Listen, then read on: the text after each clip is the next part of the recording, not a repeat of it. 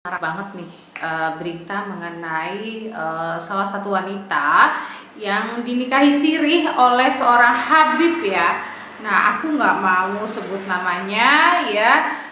Jadi gini loh, buat yang mau dipoligami, yang mau dijadikan istri kedua, istri ketiga ya, kalian harus pikir lagi ya dampak yang akan kalian dapati. Gini loh, kalian ada yang niatnya gini, saya nikah lagi dengan seorang Habib karena saya ingin menjadi lebih baik. Ingat, itu bukan alasan ya. Apakah menjadi baik ketika kalian menikah dan tidak sesuai dengan apa yang kalian inginkan lalu kalian berkoar-koar? Apakah itu baik? Dengan alasan lagi ya, saya gimana mau baik, orang saya aja masih belajar tapi saya udah diginiin. Ingat ya, kita kalau benar-benar niat mau menjadi lebih baik, kita nggak perlu pakai orang lain, cukup diri kita sendiri. Sekarang apa sih yang ada di YouTube? Mau ini tinggal ketik, mau ini tinggal ketik, tinggal gitu. Ikutin aja kajian-kajiannya. Nggak mungkin lah kalau nggak kesemsem atau ada niat sesuatu. Nah, sekarang berkoar-koar lah dan merasa disakiti, dizolimi gitu. Kalau kalian menikah lagi secara poligami dan itu ada unsur syariat Islamnya ya, memenuhi unsurnya dan ada sebab secara syariat Islam, bukan karena syahwat duniawi atau yang lainnya, mungkin kalian berjalan, insya Allah akan berjalan dengan baik ya. Tapi kalau niatnya saja sudah tidak bagus, dan apalagi nih mau poligami sekalipun, walaupun memang tidak perlu ya meminta izin kepada istri pertama, tapi kalian pernah mikir nggak, kalian sudah menyakiti hati orang dan itu bisa mendapatkan karma buat kalian sendiri gitu. Nah, sebelum kalian melakukan poligami, harusnya kalian berpikir lagi, apakah tidak menyakiti hati orang lain gitu ya. Dan boleh aja sih, ini kan memang Islam membolehkan, tapi ingat, Nabi aja monogami 25 tahun dan menikah lagi pun ada ketentuannya, ada perintahnya ya. Dan jangan sembarangan menggunakan dalil yang kalian mainin sih kalau menurut aku, karena tidak memenuhi unsurnya dari poligami. Kecuali kalian berpoligami ada misalnya istrinya sudah tidak bisa melayani lagi, sakit, atau memang si lelaki ini nafsunya udah sehari minta 20 kali, 10 kali dan sang istri sudah tidak bisa memuaskan karena terlalu gilanya si lelaki. Bolehlah kalian mau dipoligami menjadi istri yang kedua, itu pun tentunya dengan izin istri, agar istri pertama, agar kalian tidak menyakiti siapapun. Secara tidak langsung kalian sudah mengambil hak dari orang lain. Gimana kalian nggak mau dapat karmanya? Nah, jadi buat pelaku-pelaku yang ingin dipoligami karena dia Habib lah, dia pengusaha lah, dia inilah, dia itulah, kalian harus pikirin lagi dampaknya. Dan kasihan juga ya sama kalian, anaknya nanti dapat akte nggak, dapat pengakuan yang sah nggak, dan apa sudah menjamin dengan kalian begitu dipoligami terus akan diperlakukan secara adil. Nah, atau jangan-jangan kalian ini juga memang cuma jadi tempat pelampiasannya aja. Udah tahu belum apa unsur-unsurnya dan sebab-sebabnya dia mau memilih kamu untuk dipoligami? Nah, kalian juga kan harus mengenali dulu tabiatnya si orang ini, siapapun ya, saya nggak mau sebut satu persatu oknum dan sebagainya, siapapun itu ya orangnya, harusnya kalian cari tahu dulu karakter dia, penyebab dia poligami. Dan kalian mikir nggak, istrinya aja bisa diduakan yang menemani dia, apalagi kalian. Bisa aja kan diduain atau tigain kalau memang tabiatnya tidak baik. Jadi berpoligami juga ada ketentuannya, bukan sekedar nikah aja. Nah, itu yang aku sayangkan sekali.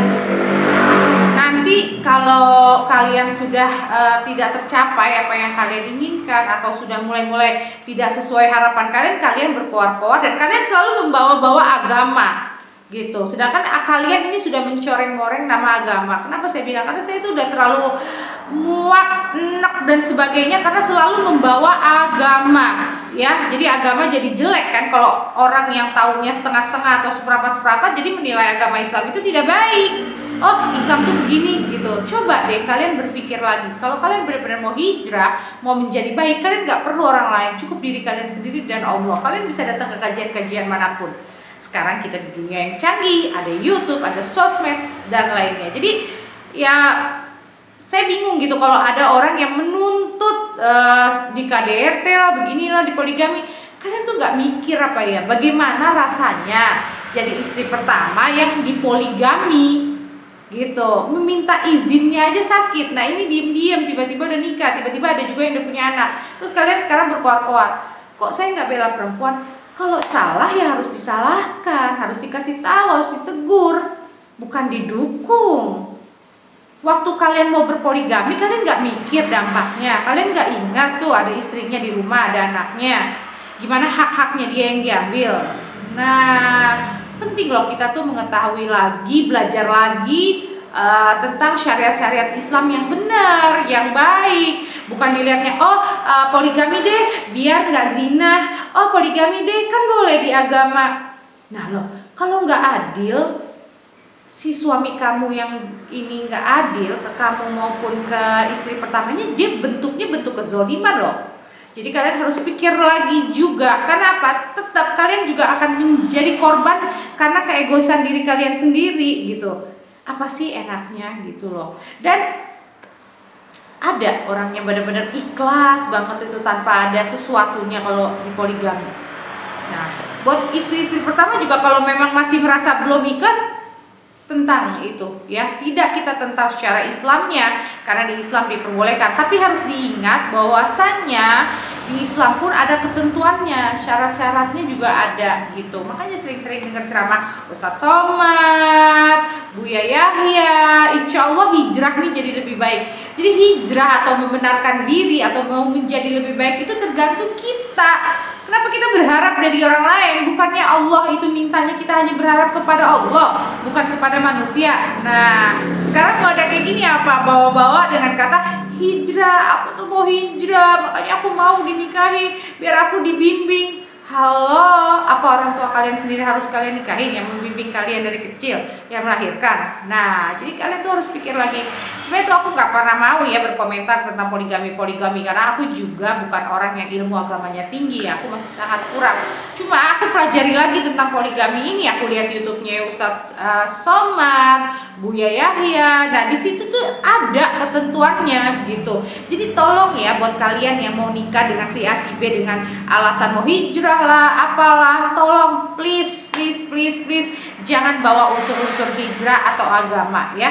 Karena kalau kita mau memperbaiki diri kita itu dari diri kita sendiri, bukan dari siapapun. Itu aja yang mau aku tanggepin mengenai yang lagi heboh ini, mengenai poligami lalu melaporkan ke polisi karena di KDRT secara mental. Mental siapa yang Anda rusak? Hah? Mental istri pertamanya kah?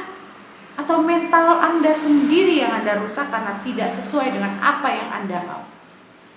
Di sini bukan menghujat, bukan apapun, just sharing. Ini berbagi ilmu. Kebetulan saya adalah motivator bagi orang-orang yang datang ke saya dengan permasalahan rumah tangga, dan juga saya melayani konsultasi permasalahan dalam rumah tangga dan lainnya. Nah, buat semuanya ini jadi pelajaran ya, bahwa saya tidak semudah itu poligami dan gak segampang itu, ada ketentuannya gitu, ada unsurnya gitu loh ya. Nah, jangan juga mau dibohong-bohongin sama laki-laki, mau packagingnya apa kek, ya kan tetap manusia. Nah, buat semuanya ini adalah pelajaran penting ya, semoga kita bisa mengambil hikmah dari kejadian ini. Apalagi yang punya niat jadi istri kedua, nah dipikirin lagi, karena kebanyakan ya, banyak banget gitu loh poligami yang gak berhasil itu banyak karena tidak adil, karena hanya diperalat, dan karena ada unsur-unsur lainnya. Nah, kalau kita kembalikan lagi ke niatnya karena Allah, kita akan menjaga perasaan orang lain ya,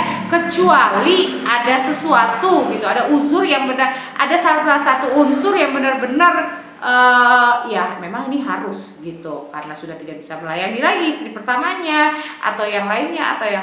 Jadi kalian juga berpikir gitu. Saya mengajak wanita-wanita ini untuk cerdas, jangan menjadi korban. Oke semuanya, terima kasih. Assalamualaikum.